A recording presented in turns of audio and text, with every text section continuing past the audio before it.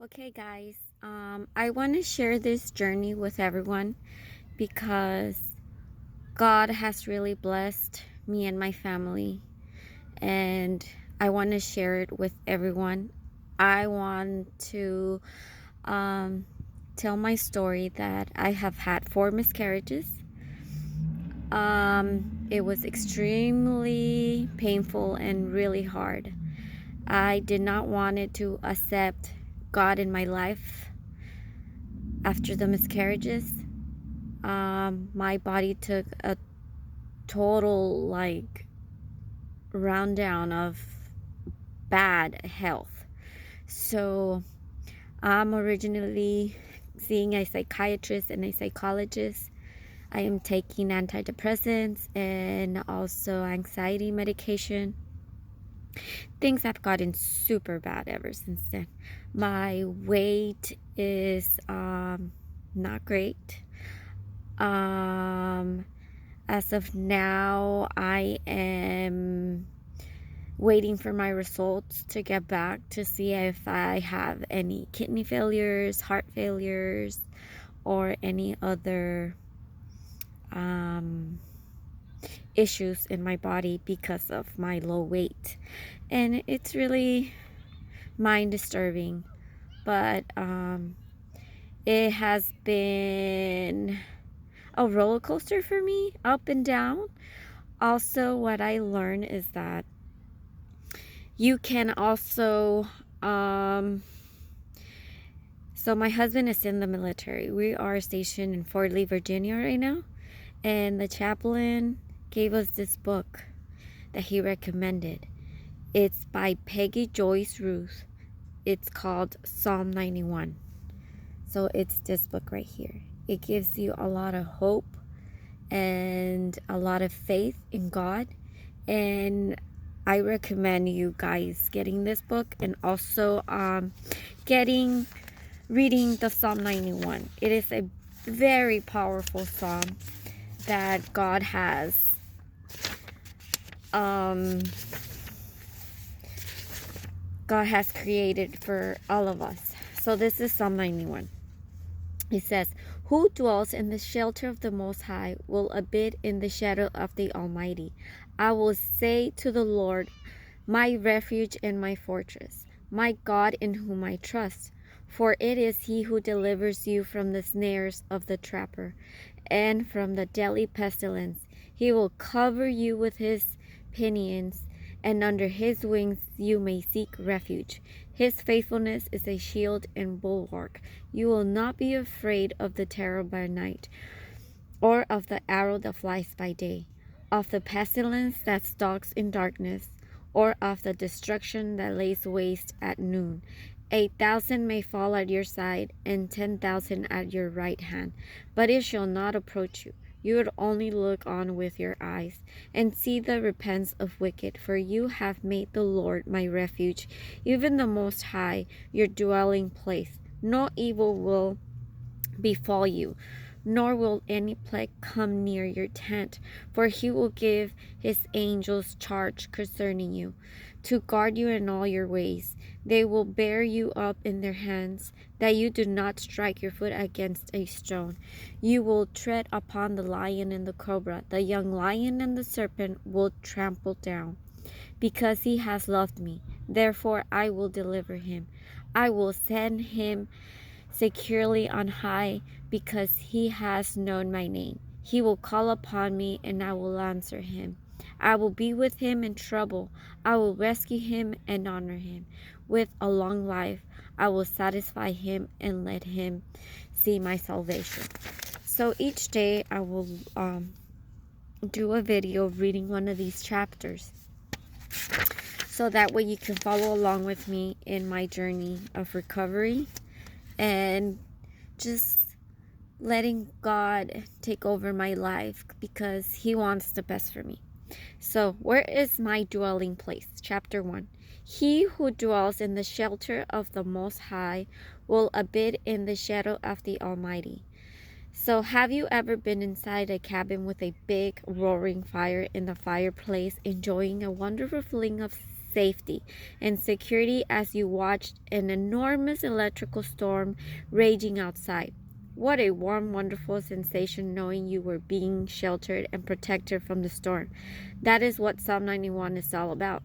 Did you know there is a place in God, a secret place for those who seek refuge? It is a literal place of physical safety and security that God tells us about in this psalm. Dwelling in the shelter of the Most High is the Old Testament way of teaching faith. This gives us the most intense illustration of the very essence of personal relationships with God. Man has no innate built-in shelter. Alone he stands up protected against the elements and must run to God. Indeed, in the very first verse of Psalm 91, God offers us even more than simple protection. He rolls out the hospitality mat and personally invites us in. What is security all about? I am sure you can think of something that represents security to you. When I think of security, shelter, and protection, I have a childhood memory that automatically comes to mind.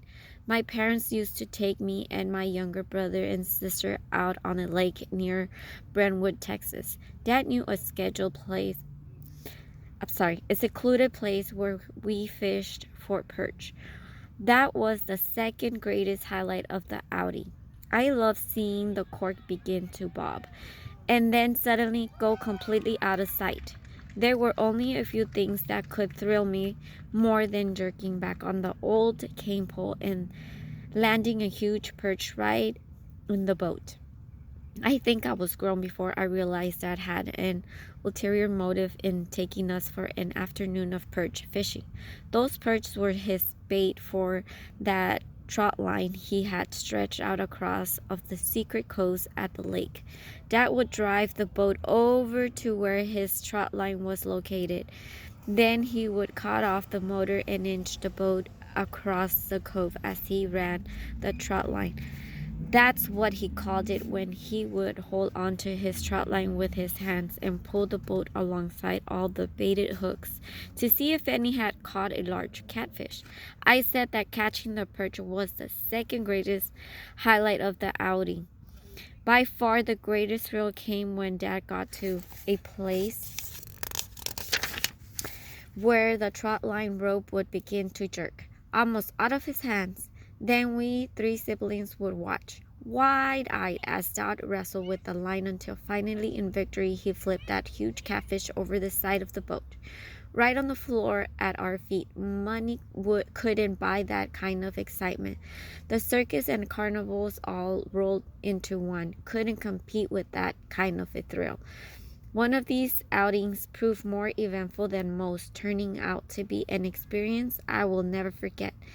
The weather was beautiful when we started out, but by the time we finished our perch fishing and headed towards the cove, everything had changed. A storm came up on the lake so suddenly that there was no time to get back to the boat dock. The sky turned black, lightning flashed, and drops of rain fell with such force they actually stung when they hit. Moments later, we were being pelted by marble-sized hailstones. I saw the fear in my mother's eyes, and I knew we were in danger. But before I had time to wonder what we were going to do, Dad had driven the boat to the rugged shoreline of the online island on the lake. Boat docks surrounded that island now, but back then it would just look like an abandoned island with absolutely no place to take over. Within moments, Dad got us all out of the boat and ordered the three of us to lie down beside our mother on the ground. He quickly pulled a canvas tarp out of the bottom of the boat, kneel on the ground beside us, and threw the tarp over all five of us. The storm raged outside the makeshift tent he had fashioned to rain beat down, the lightning flashed, and the thunder rolled. Yet I couldn't think of nothing but how it felt to have my dad's arms around us. There was a certain calm under the protection of the shield my father provided that is hard to explain now. In fact, I had never felt as safe and secure in my entire life. I remember thinking I wished the storm would last forever. I didn't want anything to spoil the wonderful security I felt that day in our secret hiding place. I wanted the moment never to end. Although I never forgot that experience, today it has taken to new meaning. Just as Dad put a tarp over us that day to shield us from the storm, our Heavenly Father has secret place in His arms that protect us from the storm raging in the world around us. The secret place is literal, but it is also conditional. In verse 1 of Psalm 91, God lists our parts of the condition before He even mentioned the promise, including in His part. That's because our part has not come first. In order to abide in the shadow of the Almighty, He must choose to dwell in the shelter of the Most High. The question is, how do we dwell in the security and shelter of the Most High? Dwelling there is more than an intellectual experience. He provides a dwelling place in which we can be physically protected if we run to Him. You may utterly believe that God is your refuge. You may give mental accent to its in your prayer time. You may teach Sunday school lessons on this concept of refuge. And you may even get a warm feeling every time you think of it. But unless you do something about it, unless you actually get up and run to the shelter, you will never experience it. You might call that place of refuge a love walk. In fact, in reality, the secret place is the intimacy and familiarity of the presence of God Himself. When our grandchildren, Cullen and Merritt, stay the night with us, the moment they finish breakfast, they each run to their own secret place to spend some time talking to God. Cullen finds a place behind the couch in the family room, and Merritt heads behind these lamps tables in the corner of her bedroom. Those places have become very special to them. Where is your secret place? You too need the security and shelter of your secret place with the Most High. This place of refuge is actually a relationship with the Father you have cultivated and developed by investing enough time into it to make it very personal and intimate. Like for me, my secret place will be in my bedroom, just being by myself and just talking to God, basically. So what is yours? Find your secret place, just where you can talk to God, like in private, just you and God, and just tell Him all your secrets, tell Him all your worries, and let everything out, and let God make a miracle on your end. So I will read chapter 2 tomorrow. Hope you guys tune in with me. Have a wonderful day, guys.